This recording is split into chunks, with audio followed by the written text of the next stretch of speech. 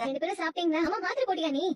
போட்டுட்டு சித்தி, டிஃபன் இன்னைக்கு என்ன செஞ்சிருக்கீங்க? இட்லியும் வடகரியும் செஞ்சிருக்கோம். வியாபாரத்துக்கு ரெடி பண்ண இடியாப்பம், தேங்காய் பால், அப்புறம் வெஜ் குருமாவும் இருக்கு. உனக்கு என்ன வேணும்னு சொல்லு, எடுத்துட்டு வரேன். இல்ல, இப்ப எதுவும் வேண்டாம். கொஞ்ச நேரம் ஆகட்டும். ஆமா, இன்னைக்கு இடியாப்பம் விற்க போனோம்ல? அது போல அக்காவுக்கும் எனக்கும் கொஞ்சம் உடம்பு முடியல, அதனால ஆளை வச்சு அமுச்சு விட்டுருக்கோம். அப்ப சரி. ஆனா திடீர்னு என்னாச்சு உடம்புக்கு? ஒரே நேரத்துல 2 பேரும் உடம்பு சரியில்லைன்னு சொல்றீங்க.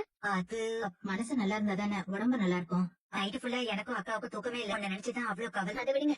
அதான் மொத்தமா நேத்தே ஆயுதம் முடிச்சிட்டேன். முடிஞ்சது நினைச்சு கவலைப்பட்டு உட்காந்துட்டு இருந்தா நஷ்டம் நமக்கு தான். இப்போ இடியாப்பம் விற்க போகாததால தேவையில்லாம யாருக்கும் காசு போகுதுல்ல. நீ பாட்டுக்கு அந்த வெண்ணிலா வீட்டை விட்டுட்டு இங்க வந்துட்ட. அது உனக்கு எவ்வளவு பெரிய ஆபத்து தெரியுமா? பின்ன மாப்பிளையோட பாட்டியும் மாமனாரும் லேசப்பட்டவங்க நினைச்சியா? நீ மாப்பிள்ளை கிட்ட சண்டை போட்டுக்கிட்டு வெண்ணிலா வாங்க விட்டுட்டு நீ இங்க வந்துட்ட. இதுதான் சாக்குன்னு மாப்பிளையோட மனசை கழிச்சு வேற ஏற்பாடு பண்ண ஆரம்பிச்சுட்டாங்கன்னா போனி கிளம்பு. என்ன சித்தி, அக்காவும் தங்கச்சியும் சேர்ந்துட்டு விளையாடுறீங்களா? அவரை போக்கவே பிடிக்கலன்னு சொல்றேன். அங்க போய் அவரோட சேர்ந்து இருக்க சொல்றீங்க. அவர் அம்மாவை ஏமாத்துறதுக்காக அவர் வெளியே எங்க வேணா போய் தங்கிக்கிட்டோம். அதை பத்தி எனக்கு ஒரு கவலையும் இல்ல. அப்புறம் வேற ஏதாவது பண்ணிடுவாங்களோட பயப்படுறீங்க. அது கூட பண்ணி தொலைக்கட்டும். எனக்கு அதை பத்தி எல்லாம் ஒரு பயமும் இல்ல. என்னக்கா இது? இனிமே அவருக்கும் எனக்கும் அந்த குடும்பத்துக்கும் ஒரு சம்மந்தமும் இல்ல. இதுதான் என் குடும்பம், இதுதான் என் வாழ்க்கை. நான் இங்க இருக்கிறது உங்களுக்கு பாரமா இருந்தா சொல்லிடுங்க. நான் இப்பவே வெளியே போயிடுறேன். கண்மணி, ஏன் இப்படி எல்லாம் பேசிட்டு இருக்க?